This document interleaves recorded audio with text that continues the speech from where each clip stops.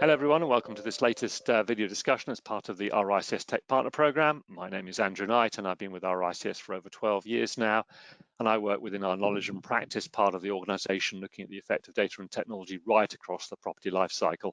And with over 110,000 members working worldwide in residential, commercial, land, alternative assets and infrastructure, and working right across the property lifecycle from land, planning and development, valuation, finance, brokerage, building surveying, asset and building management, clearly a huge area in which this rise of PropTech technology and data and technology generally is having a really huge effect on the marketplace.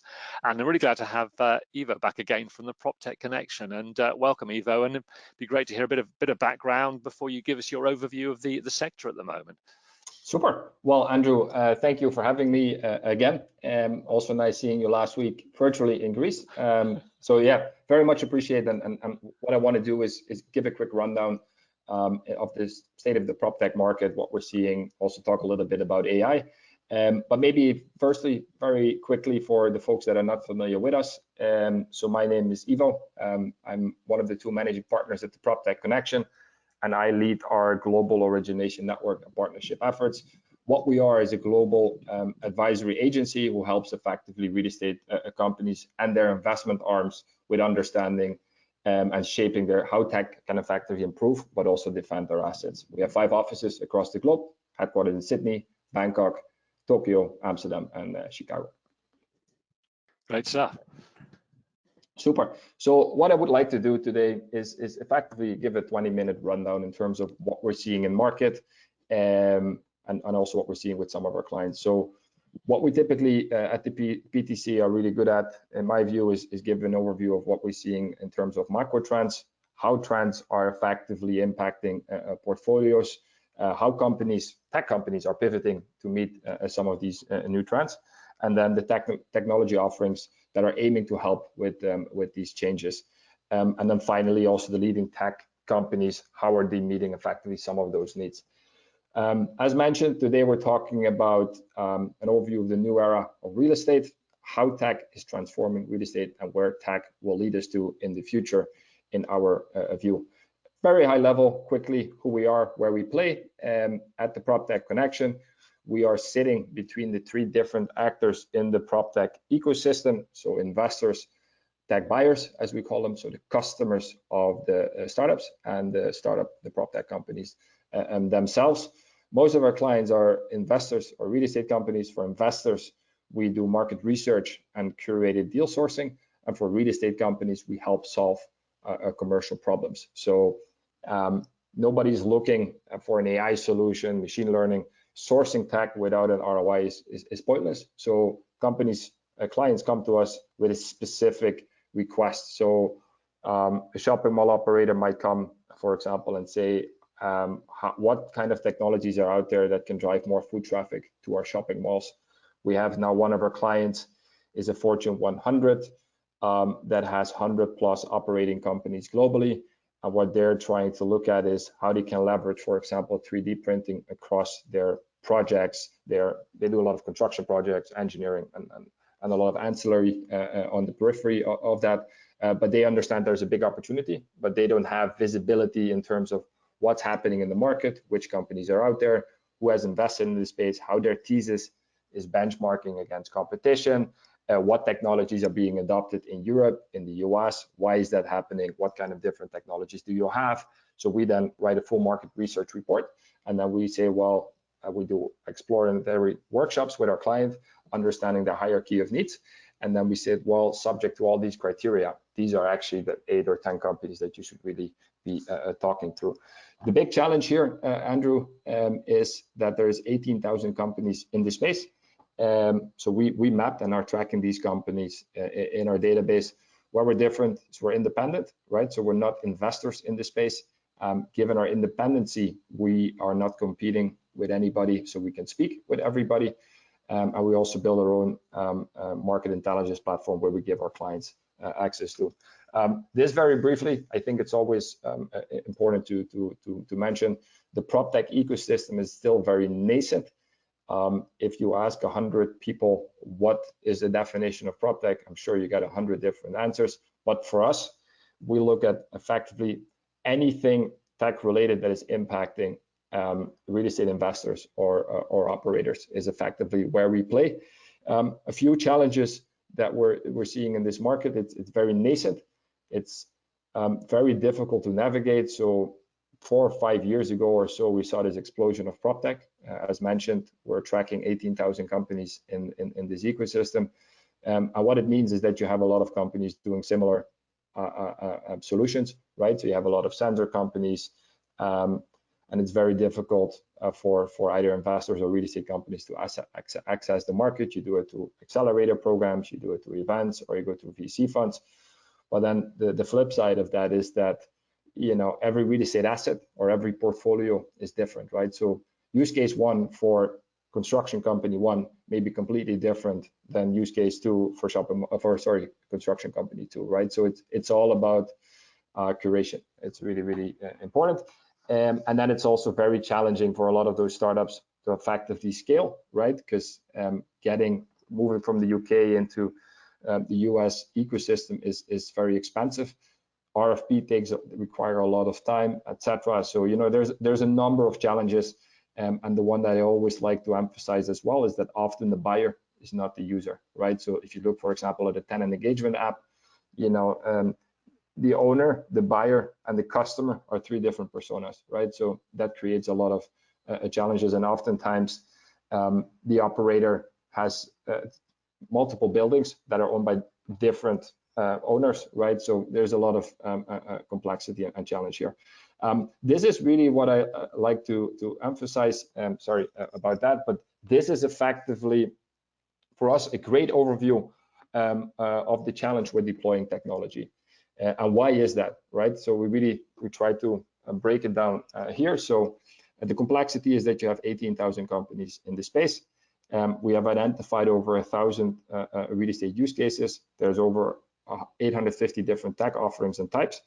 And then we mapped it against 110 real estate metrics, right? So this is really the complexity of the market. As I mentioned earlier, a key point to note is if technology does not drive an ROI, it's pointless, right? We know a number of 2 relationships of ours. One is in APAC.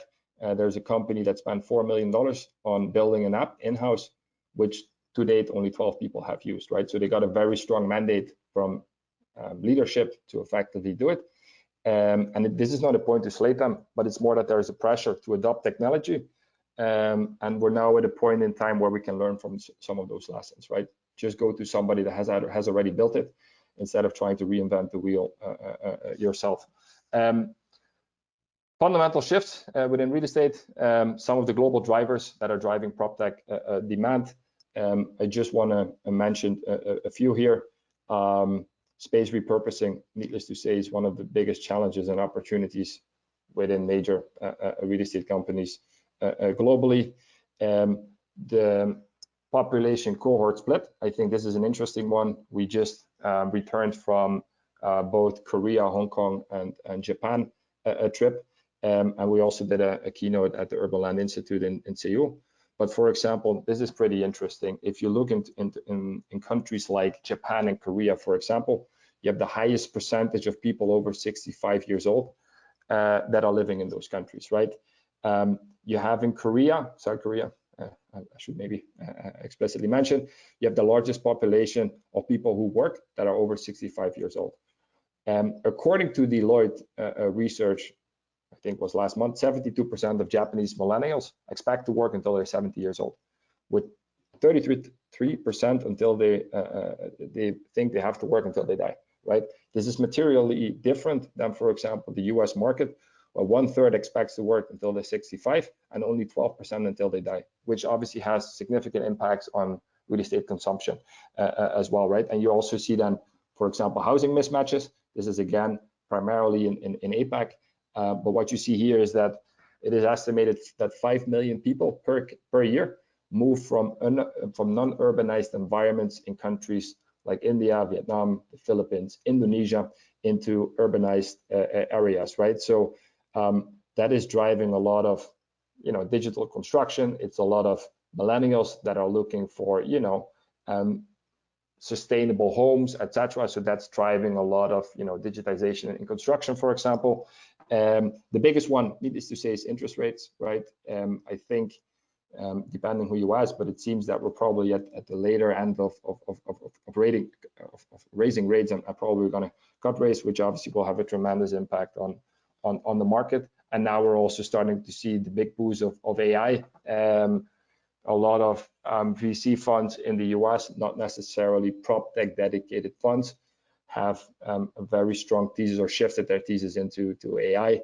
One thing that I like to point out that we recently saw was a deal that a company that was doing $700,000 in ARR, and they got multiple offers from VC funds at a $300 million post-money valuation, which is 430 times a multiple, where you typically see now in market 6, 8, 10 times, right? So that means a lot about the excitement in the market. I'll talk a little bit about that later. Very briefly here, this concept of PropTech is very regional biased. It's always tied to the local or the regional economic drivers. The problems that you have in Nigeria, Israel, the UK, or Colombia are obviously completely different. Israel, Tel Aviv has 7,500 startups within a 10-mile radius. A lot of folks have a military intelligence background. For that reason, you see a lot of very promising startups in construction tech, but also in cyber, for example. So a very flourishing ecosystem. Europe is very social conscious, primarily in the Nordics. What you see there is that there's a lot of collaboration from pension funds, real estate companies, startups. That ecosystem really comes together to get things done. And then, for example, Nigeria, if you want to rent a home, you effectively have to pay 20% a commission, and you have to pay the rent 1 year upfront, right? Things that we in the UK or here in the US are obviously not used to, right? So it just speaks to the local drivers of some of those PropTech solutions. What I wanted to do here, Andrew, is just point out a few things, some of the macro trends that we're seeing in market with some live examples of ancillary industries examples. So the duration mismatch, I think, is a big macro trend that we're looking at the moment. A really good example, and this is obviously now a few months ago, is the Silicon Valley Bank. And what you see here is, I'm not sure if a lot of folks still have this clear, but what effectively happened here was SVB had invested in 10-year bonds. That meant should there be any large rush to withdraw or obviously a bank run because of interest rate would change dramatically, they were susceptible to that. So really important to point out, SVB did not break any laws. They invested in government bonds, and they also met all the capital ratios, right? Therefore, effectively was over allocating, and then what happened was obviously during that low interest rate environment, once it flipped, they had a problem. Folks wanted to withdraw, and they had to take a bath of I think it was $2 billion, and then they had to go for an equity round, and that was their big challenge. Big challenge here was obviously the perception of social media and the impact on that. So what was happened is that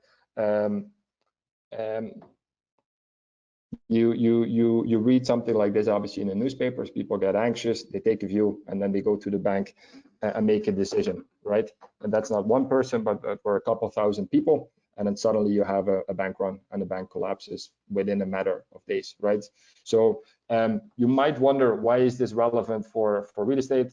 Probably worth pointing out that during the COVID era, a lot of single-family homes, rental homes here in the US, and commercial real estate was bought out by some of the large players like Blackstone and Vanguard, because those were the primary asset-generating yields.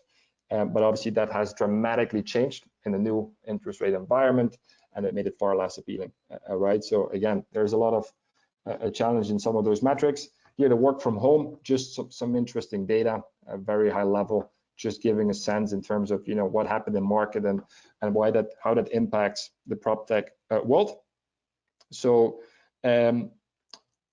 This one I think is most obvious, the waking hours spent at home. This is, should emphasize, this is for US people, right? So pre-COVID was 50%, post-COVID is 60%. So the consumption of real estate has obviously dramatically changed. And the challenge here is, you know, how are you going to do this, right? We have a number of our clients in different parts of the world that have a lot of marquee assets, 80% empty, right? So then you have a head of real estate looking at this empty space, needing to pay whatever $2,000 a square meter, depending on where you are. You look at labor constraint, you look at escalating inflation, and then you're kind of stuck, right? So a lot of folks are now trying to pivot, move it into, transform it into residential. We see that Mexico, for example, we had a number of things happening there. But yeah, this obviously has material impact on the ecosystem. One of the things specifically for this call, Andrew, as you had inquired about, is, you know, what are we seeing around artificial intelligence and how does this relate into, you know, the real estate and PropTech ecosystem? Pulled here a few data points together. $98 billion is expected to be invested in AI in 2023. It's a significant number, needless to say. 12.8% of the companies mention AI on their Q4 earning calls. That is expected to only increase. Walls will evolve. It's about finding obviously the right mix. So I think this is also an important overview that I wanted to share. And let me actually walk you through where we are in the PropTech adoption cycle. At least this is our view. The easy gains were done, let's say pre-22. Now you're really in that, you know, ROI stage, I would say, and then we believe that in a few years from now, you're really going to see the impact of technology within the real estate world. I was last month, I did a presentation at REALCOM, which is a large real estate tech conference in Vegas every single year, primarily C-suite CIOs and CTOs. And what my observation there was that global head of research, CBRE, was there doing a presentation, and a lot of other major asset owner institutional players. Everybody is talking about technology, right? It's really on the front and center of a lot of people's mind. So it was really interesting to see. I think every single year going to events, you start to see, you know, that technology becomes more and more important to folks in the ecosystem from traditional real estate backgrounds, shall we say. So yeah, this is just very briefly a few of the insights that I wanted to share that I populated for Andrew and the team. What I will do now, our team pulled together an infographic on AI for the real estate market, just to give a few views in terms of, you know, some of the use cases that we see. I'm going to walk you through it. So I'm going to shift here from screens, if that's okay. I hope you can see this here. But effectively, what we've done here is we gave some insights in terms of some of the use cases for commercial real estate. So we have identified over 54 use cases for AI. So obviously we mentioned a few here. ESG compliance, predictive maintenance, I think is a pretty obvious one. Health and safety, acquisition, deposition, targeting. Here's some of the global metrics. There's over 13,000 companies in the space. Probably next month it's 14,000. Obviously this number is moving very, very quickly. Tremendous impact, right?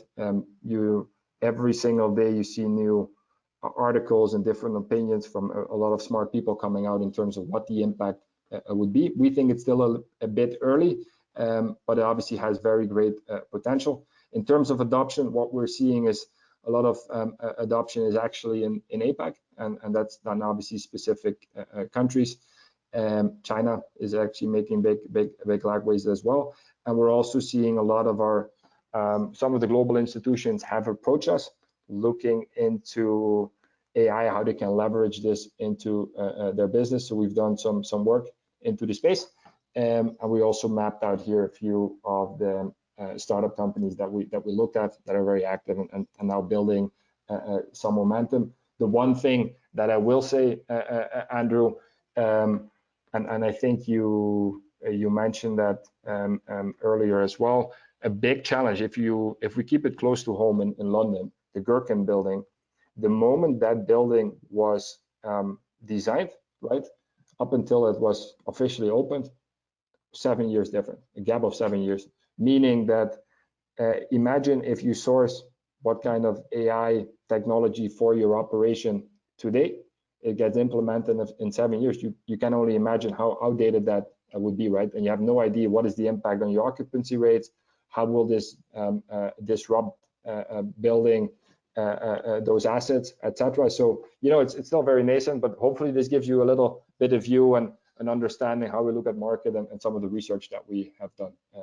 Andrew, over to you.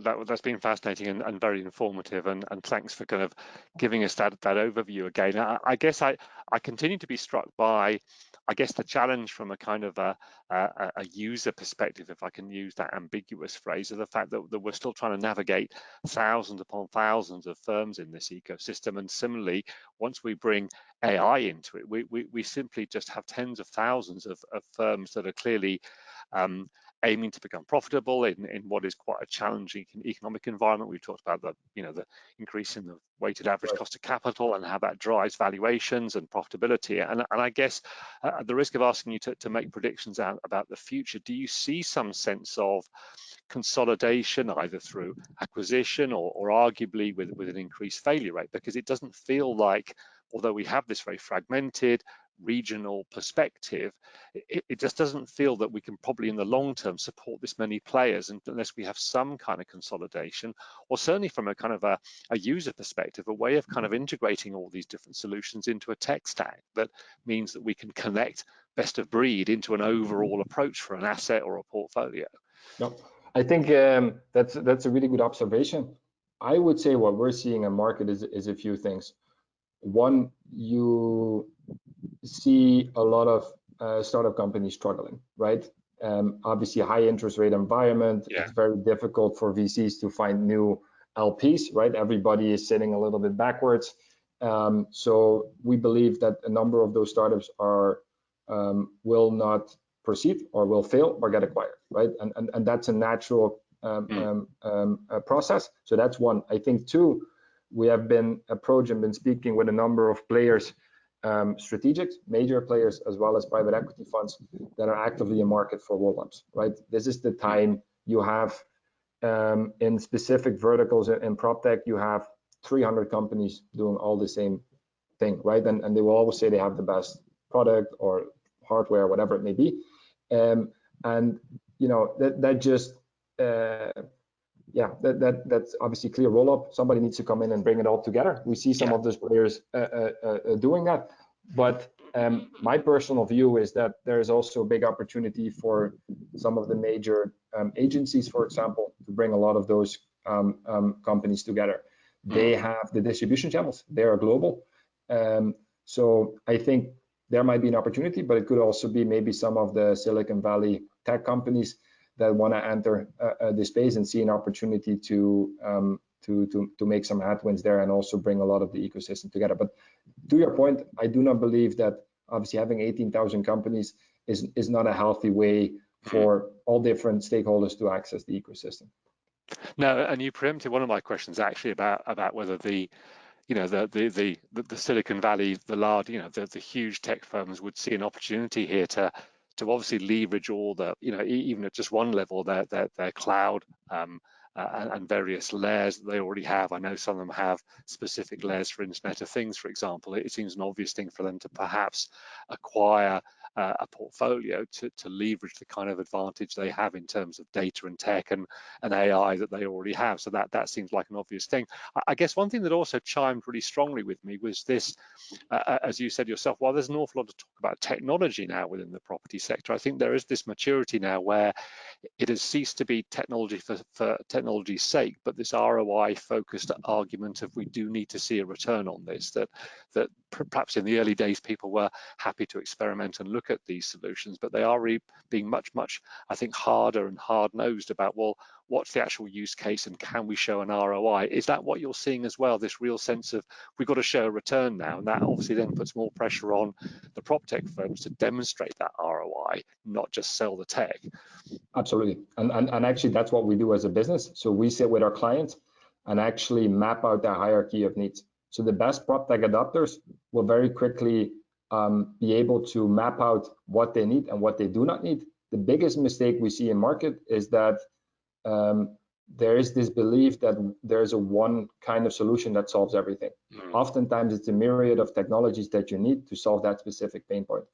And money is often not, if you are able to solve a specific problem that has a whatever 0.1% improvement on a portfolio level, that's significant, right? So it's really being able to articulate and ask the right questions at the early on in the stage, we think is really, really critical. So that's part of our process. And it's also one of the challenges you also see is it's very expensive to access the ecosystem, right? You see a lot of companies build sophisticated teams, but then have, for example, only visibility across Asia and don't necessarily know what's going on in the US and Europe. So we think there's a big opportunity to do that in a very consolidated and data-driven way. So yeah, and then secondly, you see the big push, as you alluded to, it's all about ROI. And then also the big challenge that you see is oftentimes within these companies, there's different stakeholders that need to be involved, right, to make it successful as well. So we try to do that in a very structured way with our clients.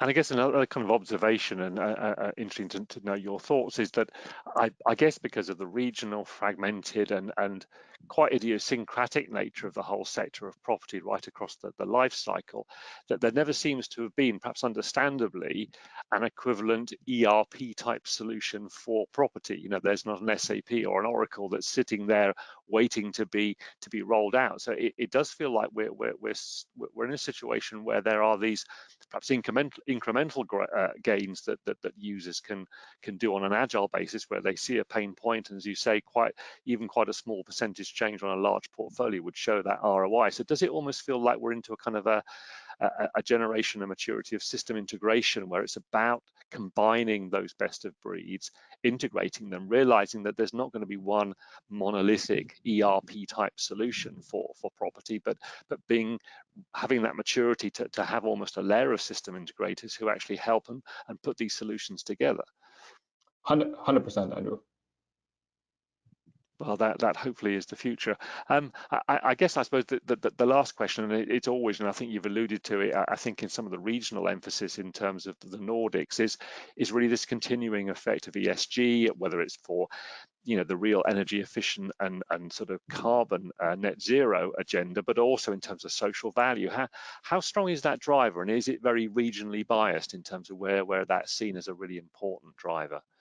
So, I mean, it comes up in every single conversation that we have. There's a very strong mandate from a lot of folks to do it. I would say the biggest, Europe is miles ahead of Northern Europe, primarily is miles ahead of everybody else. But what we're starting to see is here in the US, there's a big push.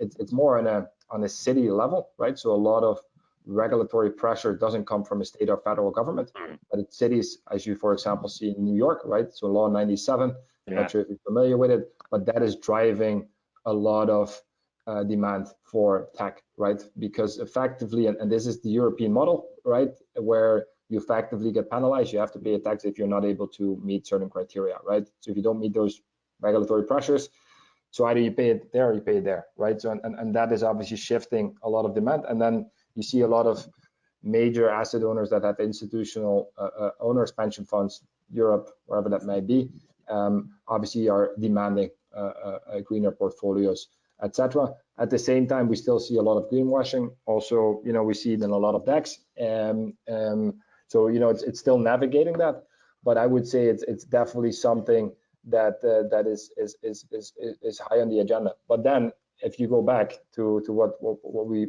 showed early in the presentation, you can talk about ESG all day long, but if 80% of your asset is empty, you have bigger problems, right? Yeah. So it's and then that energy bill is, you know, those employees are your real big challenge. So what we're seeing there, Andrew, is that we believe the most successful real estate companies in the office and commercial know the relationship between tenant and occupier, or sorry, between owner and tenant is changing.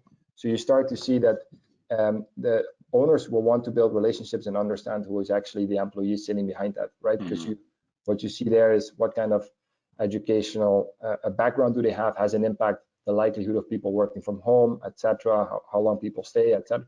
So the more data you have on that, the more successful strategy you can roll out.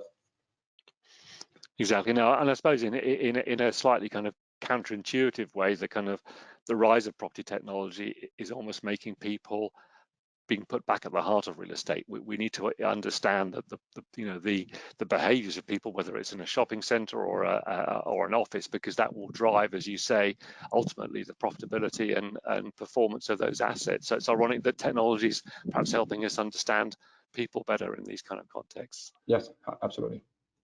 Well, it's been fascinating to talk, and thanks ever so much for your overview of what's going on at the moment. You give us a privileged view from that kind of global perspective right across what's such a complex ecosystem. But for today, thanks ever so much for your time, and I look forward to catching up again soon. Thank you for having me, Andrew. Pleasure.